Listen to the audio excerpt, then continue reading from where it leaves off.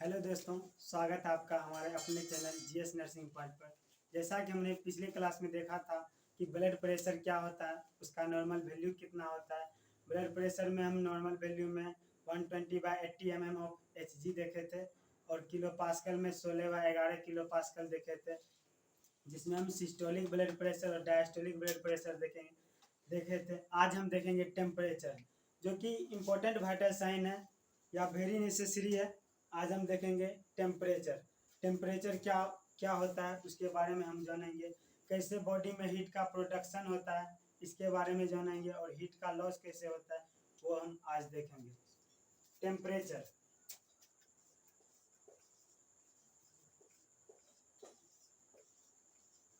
Temperature temperature means तापमान। Temperature का मतलब पूछा जाए तो आप बोल सकते हैं तापमान। अगर टेम्परेचर का एग्जैक्टली पूछा जाए what do you mean by temperature, तो हम देखेंगे टेम्परेचर जो है मेजर करता है बैलेंस, हमारे बॉडी में हीट प्रोडक्शन और हीट लॉस के बैलेंस को मेजर करता है। Measure balance between heat production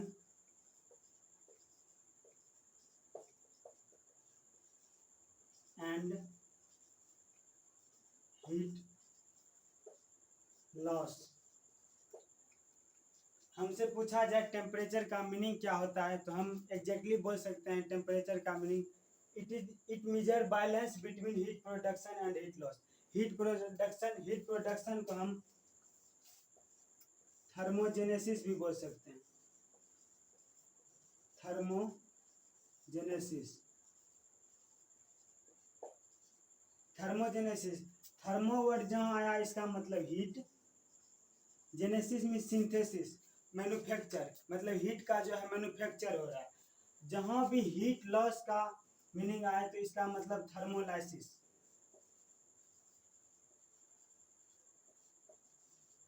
thermolysis, thermo मतलब हीट, लाइसिस मतलब लॉस होना। अभी हम देखें टेम्परेचर। टेम्परेचर मीन्स तापमान, जिसमें हम देखें कि टेम्परेचर क्या करता है, हमारे बॉडी में मेजर करता है balance between heat production and heat loss. अब हम देखेंगे कि टेम्परेचर जो है बॉडी में कैसे रेगुलेट होता है। आप हाइपोथैलेमस के बारे में जाने होंगे। हाइपोथैलेमस हमारे नर्वस सिस्टम का पार्ट है जो बॉडी में टेम्परेचर को मेंटेन करता है। और हाइपोथैलेमस का भी दो पार्ट्स होते हैं, एंटेरियर हाइपोथैलेमस, पोस्टीरियर हाइपोथैलेमस। जिसमें कि एंटेरियर हाइपोथैलेमस हीट लॉस को कंट्रोल करता है और पोस्टीरियर हाइपोथैलेमस हीट प्रोडक्शन को कंट्रोल करता है। Hypothalamus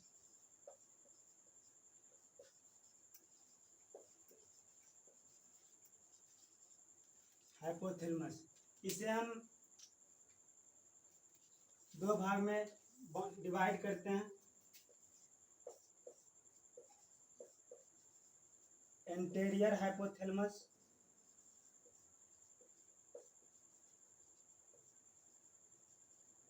and posterior hypothalamus. Anterior hypothalamus और पोस्टीरियर हाइपोथैलेमस।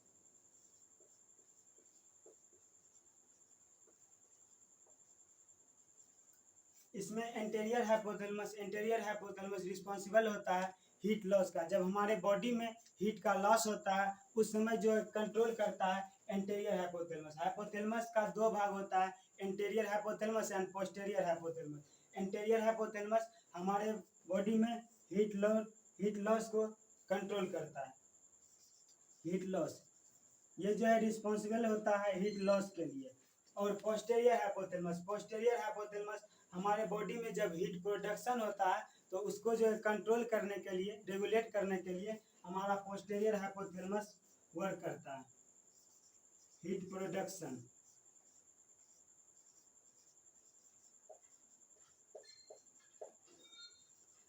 अगर हमसे पूछा जाए बॉडी में कौन सा पार्ट है जिसे थर्मो रेगुलेटरी सेंटर कहा जाता है, तो उसमें हम हाइपोथैलेमस लिखेंगे, थर्मो रेगुलेटरी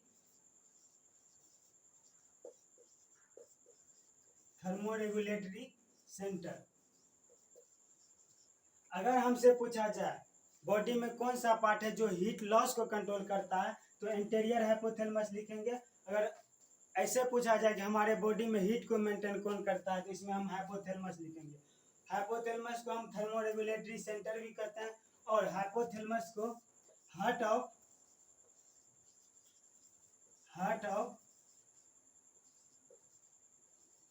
इंडोक्राइन सिस्टम भी कहते हैं, हार्ट ऑफ इंडोक्राइन सिस्टम कहते हैं। अभी हम देखें टेम्परेचर का एग्जैक्टली मीनिंग क्या होता है, उसके बाद टेम्परेचर को हमारे बॉडी में कौन सा पार्ट है जो रेगुलेट करता है, जिसमें हम हाइपोथैलेमस देखें। हाइपोथैलेमस में दो भाग देखें, एंटीरियर हाइपोथैलेमस और पोस्टीरियर हाइपोथैलेमस। एंटीरियर हाइपोथैलेमस हमारे हीट को लॉस करता है, और पोस्टीरियर हाइपोथैलेमस हीट प्रोडक्शन को कंट्रोल करता है।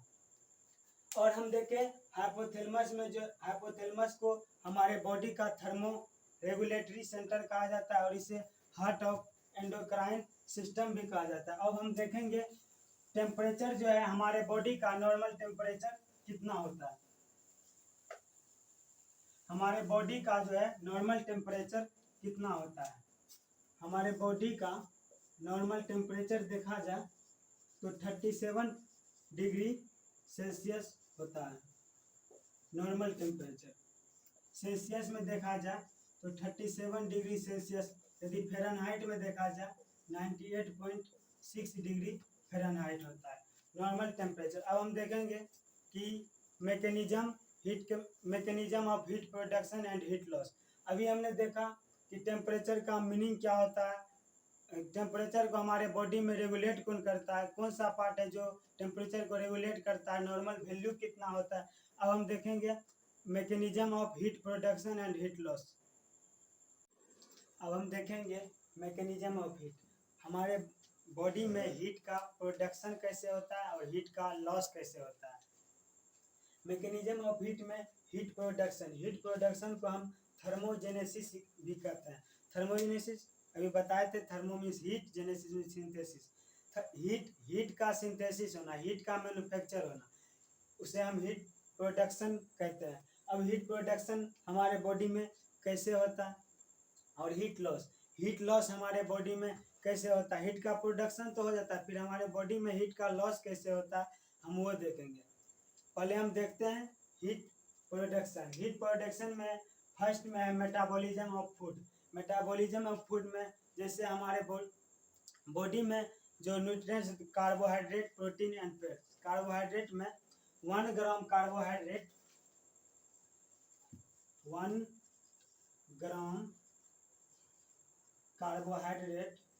जो है हमारे बॉडी में 4 किलो कैलोरी हीट का प्रोडक्शन करता है।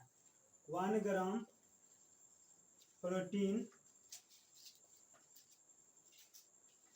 1 ग्राम प्रोटीन भी जो है 4 किलो कैलोरी हीट का प्रोडक्शन करता है। और फैट में देखा जाए, फैट जो है हमारे बॉडी में सबसे ज़्यादा हीट का प्रोडक्शन करता है। फैट में देखा जाए तो 1 ग्राम फैट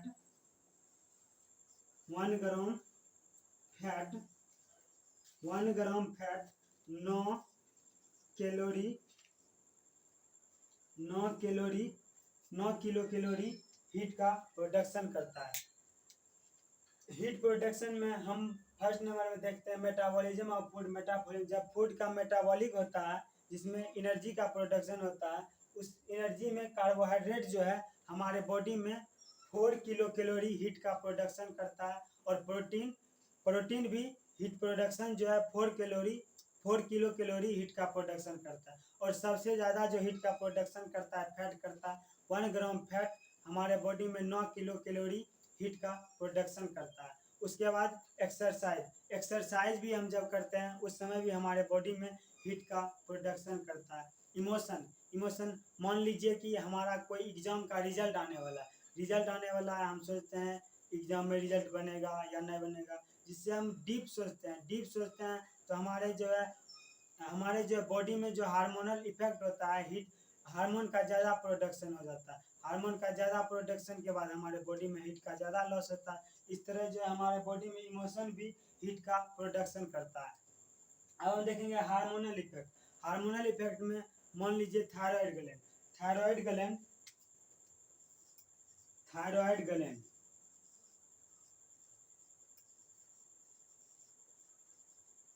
थायराइड ग्लैंड से दो हार्मोन रिलीज होता है, T3 एंड T4, जो हमारे बॉडी में बीएमआर को कंट्रोल करता है। BMR basal metabolic rate, basal metabolic rate. हमारे बॉडी में थायराइड ग्लैंड में जो है ग्लैंड से T3 and T4 hormone release होता है, जो हमारे बॉडी का बीएमआर को मेंटेन करता है। जैसे ही थायराइड ग्लैंड में इस हार्मोन का T3 एंड T4 हार्मोन का प्रोडक्शन ज़्यादा होने लगता है तो हमारे बीएमआर रेट भी ज़्यादा बढ़ने लगता है। बीएमआर रेट ज़्यादा इंक्रीज होने लगता है तो हमारे बॉडी में हीट का प्रोडक्शन ज़्यादा होने लगता है। इस तरह जो है हार्मोन भी हमारे बॉडी में हीट का प्रोडक्शन में मैकेनिज्म में हेल्प करता है। Change in atmospheric condition, atmospheric condition जैसे हमारे नून में जो है हीट का प्रोडक्शन ज़्यादा होता है, जैसे इवनिंग होता है तो बॉडी जो है कूल हो जाता है। इस तरह हमारे एटमॉस्फेयर भी हीट के प्रोडक्शन में हेल्प करता है। अब हम देखेंगे कि हीट लॉस कैसे होता है। हीट लॉस जो है बॉडी में सबसे ज़्यादा हमारे स्किन, एक्सटर्नल ऑर्गन स्किन के द्वारा होता है। स्किन के द्वारा कैसे होता है? जब हमारे बॉडी में हीट का प्रोडक्शन होता है तो हमारे नर्वस सिस्टम का पार्ट हाइपोथैलेमस जो स्टिमुलेट होता है, हाइपोथैलेमस स्टिमुलेट होता है, वह हार्मोन रिलीज करता है तो वह हमारे बॉडी में वेसोडायलेशन करवाता है तो वेसल्स जो है ज़्यादा साइज को अपना बढ़ा लेता है तो वह स्किन के ज़्यादा पेरिफेरियल एरिया से कांटेक्ट में आता है, तो हमारे बॉडी से ज़्यादा हीट का लॉस होता है। उसमें हीट का जो लॉस होता है कंडक्शन मीन्स जहाँ डी वर्ड है, डी वर्ड से आप याद रखिएगा, डायरेक्ट कॉन्टैक्ट से कंडक्शन में डायरेक्ट कॉन्टैक्ट। मान लीजिए एक हमारे पास हॉट पार्ट है, एक हमारे पास कोल्ड पार्ट है। हॉट पार्ट और कोल्ड पार्ट को टच किए, कांटेक्ट में लाए तो हमारा जो है हीट का जो है मेंटेन हुआ, हीट का जो है लॉस हुआ तो उस समय जो है कंडक्शन का और मिनिमम जो है सबसे ज़्यादा मिनिमम हीट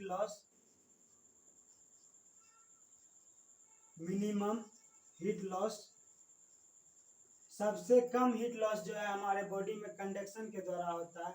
उसके बाद है कन्वेक्शन मीन्स जैसे एयर के कांटेक्ट में, जैसे बहुत हीट का प्रोडक्शन हुआ, जब हम पंखे के नीचे जाते हैं तो हमारा जो है हीट जो है मेंटेन हो जाता है। इसमें जो है एयर के द्वारा बॉडी में हीट का लॉस होता है कन्वेक्शन। इसमें जो है 15% हमारे बॉडी से हीट का लॉस होता है और कंडक्शन में 3%। इवापोरेशन में क्या होता है, हमारे बॉडी में जो लिक्विड स्टेज रहता है वह वेपर में चेंज हो जाता है। लिक्विड स्टेज मीन्स जो हमारे बॉडी जो है स्वेटिंग के द्वारा, पसीना के द्वारा जो है फ्लूइड का एक्सक्रीट आउट होता है, वह जो है इवापोरेशन के द्वारा एटमॉस्फेयर में चला जाता है। उसके बाद हमारे बॉडी में हीट का लॉस हो जाता है। रेडिएशन मैक्सिमम हीट लॉस, सबसे ज़्यादा जो है हीट का लॉस रेडिएशन के द्वारा होता है। मैक्सिमम हीट लॉस जो होता है रेडिएशन के द्वारा। जैसे कि मान लीजिए एक हमारा हीट पार्ट है, एक हमारा कोल्ड पार्ट है। हीट पार्ट को हम इसके सामने रख के इसको टच नहीं करेंगे, टच करेंगे तो फिर ये कंडक्शन हो जाएगा। टच नहीं करेंगे और इससे जो है रे निकलेगा और रे निकलने के दौरान जो है हमारा हीट जो है लॉस होगा, हमारा हीट प्रोडक्शन है जो वह कंट्रोल होगा, इसको हम रेडिएशन कहेंगे। कंडक्शन में डायरेक्ट कांटेक्ट होने के बाद, रेडिएशन में दो ऑब्जेक्ट लेंगे, ऑब्जेक्ट से रे निकलेगा, रे निकलने के बाद हमारा जो है हीट लॉस होगा, उसे हम रेडिएशन कहेंगे। रेडिएशन के द्वारा जो है हमारे बॉडी में सबसे ज़्यादा हीट का लॉस होता है। इसमें 60% हीट का लॉस होता है और सबसे मिनिमम हीट लॉस पूछा जाए तो आप कंडक्शन लिख सकते हैं। और सबसे ये कॉम्पिटिटिव एग्जाम में भी ये क्वेश्चन पूछा गया है। 60% हीट का लॉस होता है, मैक्सिमम हीट का लॉस होता है। अभी हमने देखा मैकेनिज्म ऑफ हीट, जिसमें हम हीट प्रोडक्शन, थर्मोजेनेसिस और हीट लॉस, थर्मोलाइसिस देखा, जिसमें हम metabolism of food, exercise, emotion, hormonal effect, change in atmospheric condition. और स्किन में हमने देखा कंडक्शन के द्वारा, कंडक्शन मीन्स डायरेक्ट कॉन्टैक्ट, जब जो है दो ऑब्जेक्ट, जैसे एक हीट पार्ट है एक कोल्ड पार्ट है, जब दोनों कॉन्टैक्ट में आता है तब जो हीट का लॉस होता है उसे हम कंडक्शन कहेंगे, कन्वेक्शन। जब जो है सर्कुलेटरी एरिया, एयर के कांटेक्ट में जब बॉडी आता है तब जो हीट का लॉस होता है हम उसे कन्वेक्शन कहते हैं। जब इवापोरेशन, हमारे बॉडी में जो लिक्विड स्टेज से जो वेपर स्टेज में चेंज हो जाता है, वाटर जो है लिक्विड स्टेज से वेपर स्टेज में चेंज होता है, उसे हम इवापोरेशन के द्वारा हीट लॉस कहेंगे। उसके बाद रेडिएशन, रेडिएशन के द्वारा मैक्सिमम हीट लॉस। इसमें जो है दो ऑब्जेक्ट, जैसे एक हीट ऑब्जेक्ट है एक कोल्ड ऑब्जेक्ट है। हीट ऑब्जेक्ट, इससे जो है रे निकलेगा, रे के दौरान जो है हमारे बॉडी से हीट का लॉस होगा, उसे हम रेडिएशन। इसके अलावा भी हमारे बॉडी में कई तरीके से हीट का लॉस होता है, जैसे फ्लूइड, जैसे स्टूल जब हमारे बॉडी से एक्सक्रीट आउट होता है तो उस समय भी हीट का लॉस होता है। जब यूरिन आउटपुट होता है तो उस समय भी हीट का लॉस होता है। जब हम इंस्पायरेशन और एक्सपायरेशन के द्वारा जो भी हमारे फ्लूइड का जो है लॉस होता है, लगभग 400 से 600 ml फ्लूइड का लॉस होता है, उस समय भी हमारे बॉडी में, बॉडी के द्वारा हीट का लॉस होता है। स्टूल, स्टूल के द्वारा भी हीट का लॉस होता है। यूरिन, यूरिन के द्वारा भी 1500 फ्लूइड का लॉस होता है, उसके द्वारा भी हमारे बॉडी के हीट का लॉस होता है। आज तक, आज का क्लास हम देखे मैकेनिज्म ऑफ हीट और हीट प्रोडक्शन और हीट लॉस के बारे में देखे, टेम्परेचर के बारे में देखे। अब टेम्परेचर का नेक्स्ट जो देखेंगे नेक्स्ट वीडियो में देखेंगे। आज का जर्नी यहीं तक था। Thank you.